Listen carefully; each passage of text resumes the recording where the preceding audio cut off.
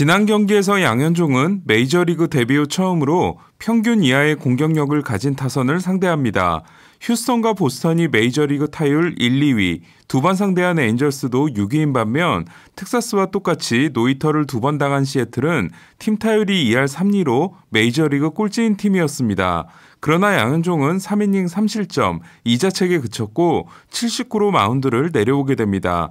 불과 얼마 전까지만 해도 메이저리그에 안착하는 것 같았던 양현종은 이로써 3경기 연속 패배를 기록하고 평균 자책점도 같은 기간 3.38에서 5.53으로 오르게 됐는데요. 양현종에게는 어떤 일이 일어난 걸까요?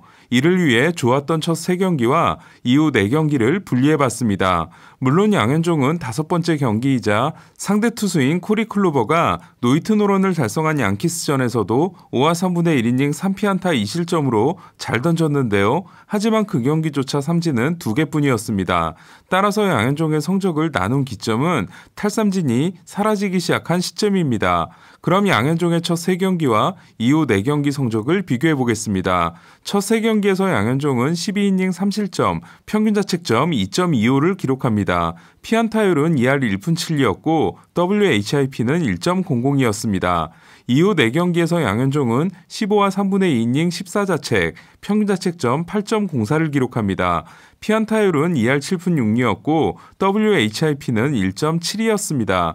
먼저 눈에 띄는 건 2할 1푼 7리에서 2할 7푼 6리로 5푼 9리가 올라간 피안타율인데요. BABIP가 첫 3경기에서 2할 5푼 8리, 이후 4경기에서 2할 6푼이니까 운이 나쁘거나 하는 문제는 아닙니다. 피안타율이 높아진 건 양현종 입장에서 허용하는 타구의 질이 나빠졌기 때문인데요. 첫 3경기에서 84.7마일이었던 평균 타구 속도는 이후 4경기에서 89.0마일로 크게 올라갑니다.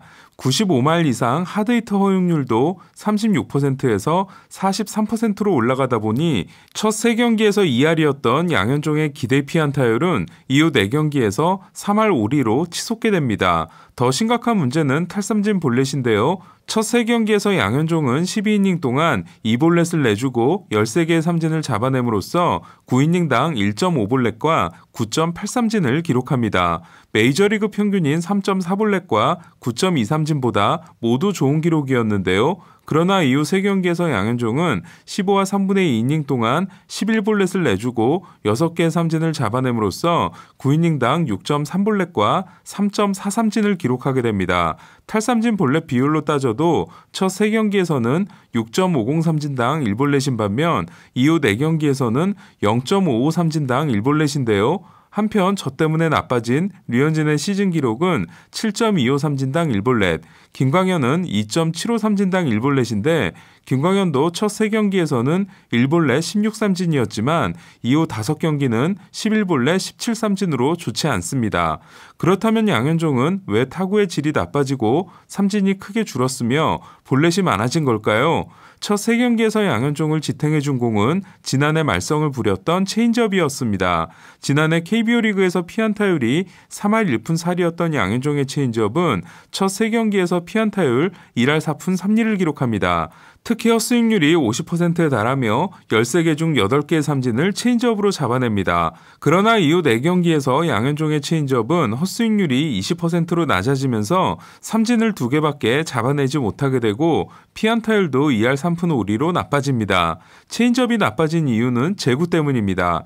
첫 3경기에서 양현종의 체인지업은 우타자의 바깥쪽 낮은 코스를 기준으로 대부분의 공이 그 주변과 아래쪽으로 들어갔음을 확인할 수 있습니다. 그러나 이후 4경기에서 양현종의 체인지업은 상당수의 공이 스트라이크 존 안에 몰려 있다는 걸 확인할 수 있습니다. 이에 타자들이 헛스윙을 한 체인지업을 보면 첫 3경기는 대부분 낮은 공이거나 스트라이크 존을 벗어난 공들인 반면 다음 4경기는 존을 벗어난 공이 거의 없으며 대부분 스트라이크 존에 들어온 체인지업에 타자들이 스윙한 걸 알 수 있습니다. 이에 양현종이 흔들리고 있는 가장 큰 이유는 체인지업의 제구 문제입니다. 두 번째 문제는 패스트볼인데요. 첫 3경기에서 메이저리그 타자들은 양현종의 패스트볼을 상대로 타구속도 81.3마일, 발사각도 8도를 기록합니다.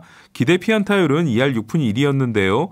메이저리그 투수들이 던지는 포심의 기대 피안타율이 2할 5푼 4리니까 메이저리그 평균과 큰 차이가 아니었습니다. 하지만 이후 4경기에서 양현종의 패스트볼은 타구속도 91.8마일, 발사각도 18도를 기록합니다. 타구속도 10마일, 발사각도 10도가 증가하다 보니 기대 피안타율은 3할 5푼 3리가 되는데요. 실제 피안타율이 3할이었던 건 오히려 운이 좋았다고 할 수 있습니다.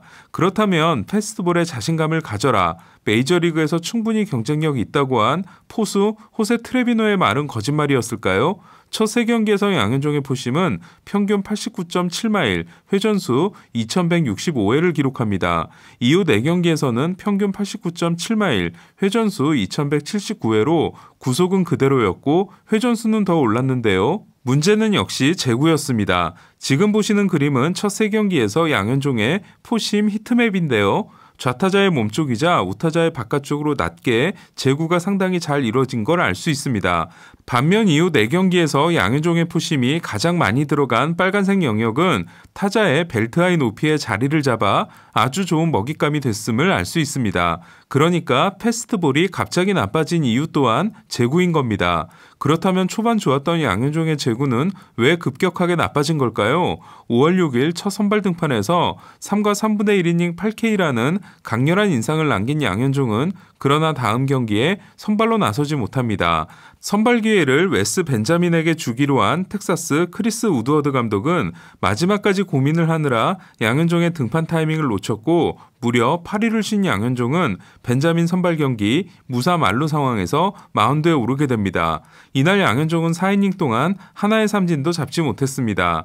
다음 경기는 제가 해설을 맡았던 양키스전 선발 등판이었는데요. 이날도 헛스윙은 많이 나오지 않았지만 뛰어난 제구를 통해 5회까지 3개의 병살타를 이끌어내며 무실점을 이어갔던 양현종은 그러나 6회부터 제구 난조가 시작됐고 이는 다음 경기, 그 다음 경기, 그리고 그 다음 경기까지 이어집니다.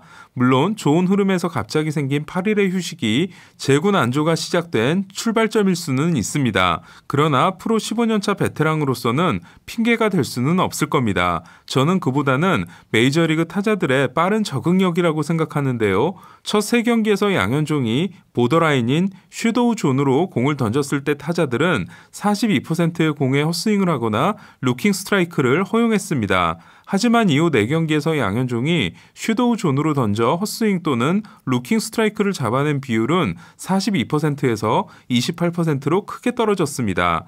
투수는 좋은 코스로 던졌는데 좋은 결과를 얻지 못하면 제구가 흔들리기 시작합니다. 그렇다면 양현종의 돌파구는 없을까요? 저는 지금부터의 승부는 슬라이더에 달려 있다고 생각합니다. 지난해 KBO 리그와 올해 메이저리그에서 양현종의 9종 9사율을 비교해 보겠습니다. KBO 리그는 스포츠 데이터 에볼루션, 메이저리그는 베이스볼 서번트 자료인데요. 지난해와 올해를 비교해보면 포심 구사율이 11% 낮아진 걸 제외하면 구종 분포는 거의 비슷한 걸 알 수 있습니다. 이에 지난해 한국에서도 많이 쓰지 않은 커브가 갑자기 대안이 되기는 어려울 겁니다. 그럼 지난해와 올해 구종별 성적을 비교해보겠습니다. 지난해 문제였던 양현종의 체인지업은 메이저리그에서 대단히 선전하고 있습니다. 그리고 제구 문제를 해결하면 다시 강력해질 수 있습니다. 포심도 이 정도면 선전하고 있는데요. 헛스윙률 20%는 김광현의 12%보다는 류현진의 23%에 가깝습니다. 포심 역시 제구 문제를 해결하면 됩니다. 문제는 지난해 KBO 리그에서 버팀목이었던 슬라이더가 메이저리그에서는 거의 역할을 하지 못하고 있다는 건데요. 김광현의 슬라이더가 헛스윙률 30%, 류현진의 커터가 헛스윙률 28%인 반면 양현종의 슬라이더는 헛스윙률 15%로 결정구의 역할을 해내지 못하고 있습니다.